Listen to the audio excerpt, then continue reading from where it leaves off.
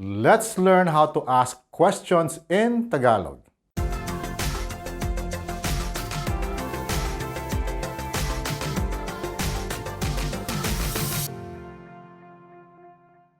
Kumusta po kayo? Welcome back to my channel, Let's Go Tagalog, your guide in your journey in learning the beautiful language Tagalog. We are still talking about a huge topic, and that is the Tagalog personal pronouns. And in this video, we are going to use personal pronouns in constructing simple Tagalog questions.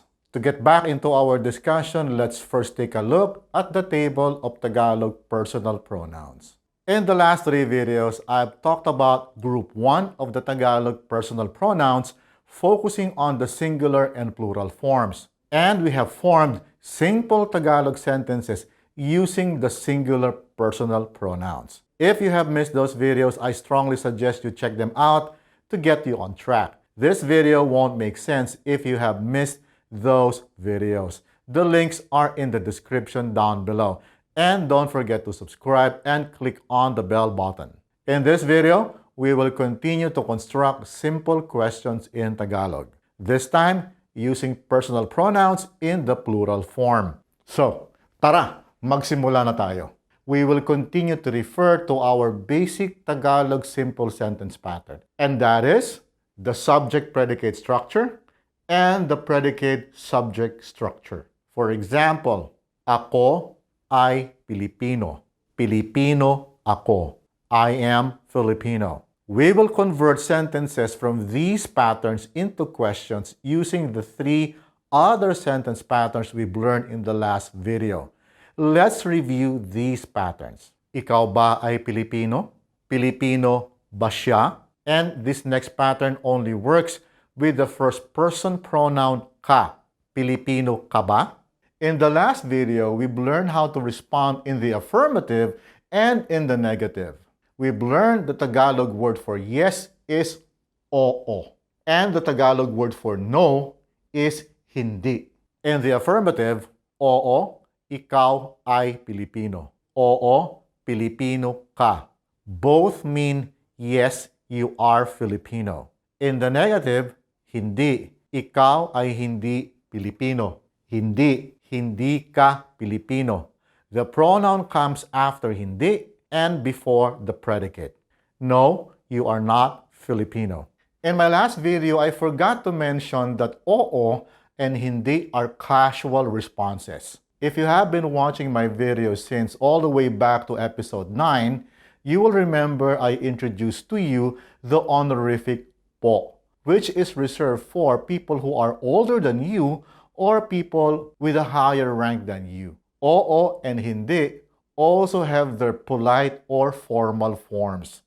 To be polite, you say opo instead of oo, and hindi po instead of hindi. In this video, we will practice using oo and hindi. Discussing opo and hindi po will require a separate video, which I will definitely do after I cover the entire table of Tagalog personal pronouns. And that's a promise. So, back to our topic. Using all of these sentence patterns, let us practice asking questions. Let us practice asking questions and responding to them in Tagalog. We will use the plural personal pronoun tayo, the equivalent of the English word we, which includes the listener. But let's review first. Kami, the equivalent of the English we, that excludes the listener.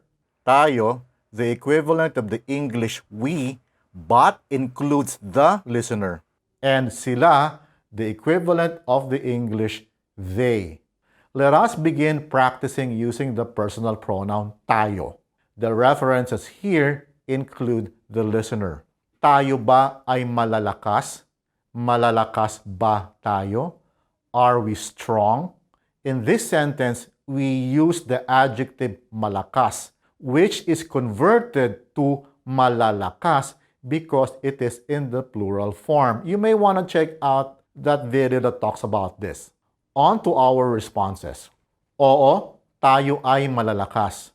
Oo, malalakas tayo. Yes, we are strong. Hindi, Tayo ay hindi malalakas. Hindi tayo malalakas. No, we are not strong. Another example. Tayo ba ay lumilipad? Lumilipad ba tayo? Are we flying? Oo, tayo ay lumilipad. Oo, lumilipad tayo. Yes, we are flying. Hindi, tayo ay hindi lumilipad. Hindi tayo lumilipad. No, we are not flying. Tayo ba ay sina June at Peter? Sina June at Peter ba tayo? Are we June and Peter? These questions may sound weird. Maybe the speaker forgot his and his friend's name. Well, who knows? You can answer this way. Oo, tayo ay sina June at Peter. Oo, sina June at Peter tayo. Yes, we are June and Peter. Hindi, tayo ay hindi sina June at Peter. Hindi tayo sina June at Peter. No, we are not June and Peter. Tayo ba ay mga marino? Mga marino ba tayo? Are we sailors? Oo, tayo ay mga marino. Oo, mga marino tayo. Yes, we are sailors. Hindi, tayo ay hindi mga marino. Hindi tayo mga marino. No, we are not sailors. Now, let's use the personal pronoun kami. The references here exclude the listener. Kami ba ay magagaling? Magagaling ba kami? Are we good? Here, we are using the adjective magaling, converted to magagaling in the plural form. Magaling means good, as in good performer or good at doing things. You may answer this way. Oo, kayo ay magagaling. Oo, magagaling kayo. Yes, you are good. Hindi, kayo ay hindi magagaling. Hindi kayo magagaling. No, you are not good. Kami ba ay umaandar? Umaandar ba kami? Are we moving? Oo, kayo ay umaandar. Oo, umaandar kayo. Yes, you are moving. Hindi, kayo ay hindi umaandar. Hindi kayo umaandar. No, you are not moving. Kami ba ay sina Marie at Tess? Sina Marie at Tess ba kami? Are we Marie and Tess? Remember our lesson on case markers? Sina is the plural form of si. Now, back to our responses. Oo, kayo ay sina Marie at Tess. Oo, sina Marie at Tess kayo. Yes, you are Marie and Tess. Hindi, kayo ay hindi sina Marie at Tess. Hindi kayo sina Marie at Tess. No, you are not Marie and Tess. Kami ba ay mga artista? Mga artista ba kami? Are we movie stars?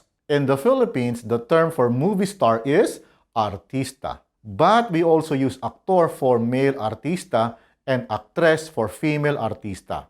We also use the word bituwin, which is the Tagalog word for star. You may respond this way. Oo, kayo ay mga artista. Oo, mga artista kayo. Yes, you are movie stars. Hindi, kayo ay hindi mga artista. Hindi kayo mga artista. No, you are not movie stars. Are you with me so far? So now, let's move on to kayo. Kayo ba ay marurunong? Marurunong ba kayo? Are you knowledgeable? Oo, kami ay marurunong. Oo, marurunong kami. Yes, we are knowledgeable. Hindi, kami ay hindi marurunong. Hindi kami marurunong. No, we are not knowledgeable. Kayo ba ay sina Mel at Jay? Sina Mel at Jay ba kayo? Are you Mel and Jay? Oo, kami ay sina Mel at Jay. Oo, sina Mel at Jay kami. Yes, we are Mel and Jay. Hindi, kami ay hindi sina Mel at Jay. Hindi kami sina Mel at Jay. No, we are not Mel and Jay. Kayo ba ay nag-aaral? Nag-aaral ba kayo? Are you studying? Oo, kami ay nag-aaral.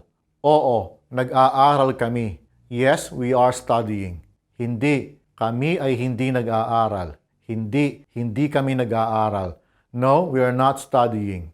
Kayo ba ay mga boksingero? Mga boksingero ba kayo? Are you boxers? Oo, kami ay mga boksingero. Oo, mga boksingero kami. Yes, we are boxers. Hindi, kami ay hindi mga boksingero. Hindi, hindi kami mga boksingero. No, we are not boxers. Finally, let's practice using the personal pronoun sila. Sila ba ay masasama? Masasama ba sila? Are they bad? Oo, sila ay masasama. Oo, masasama sila. Yes, they are bad. Hindi, sila ay hindi masasama. Hindi, hindi sila masasama. No, they are not bad. Sila ba ay naglilinis? Naglilinis ba sila? Are they cleaning? In English, this may be an incomplete sentence. You would normally ask, are they cleaning the room or something like that? You can also do that in Tagalog, like sila ba ay naglilinis ng kwarto? Or naglilinis ba sila ng kwarto? But in conversational Tagalog, you can shorten it to sila ba ay naglilinis? Naglilinis ba sila? Especially if the context is clear that the object of the sentence is the room or whatever area the person is cleaning. Now to our responses. Oo, sila ay naglilinis. Oo, naglilinis sila. Yes, they are cleaning. Hindi, sila ay hindi naglilinis. Hindi, hindi sila naglilinis. No, they are not cleaning. Sila ba ay sina Don at Anton? Sina Don at Anton ba sila? Are they Don and Anton? Oo, sila ay sina Don at Anton. Oo, sina Don at Anton sila. Yes, they are Don and Anton. Hindi, sila ay hindi sina Don at Anton. Hindi, hindi sila sina Don at Anton. No, they are not Don and Anton. Sila ba ay mga magsasaka? Mga magsasaka ba sila? Are they farmers? Oo, sila ay mga magsasaka. Oo, mga magsasaka sila. Yes, they are farmers. Hindi, sila ay hindi mga magsasaka. Hindi, hindi sila mga magsasaka. No, they are not farmers.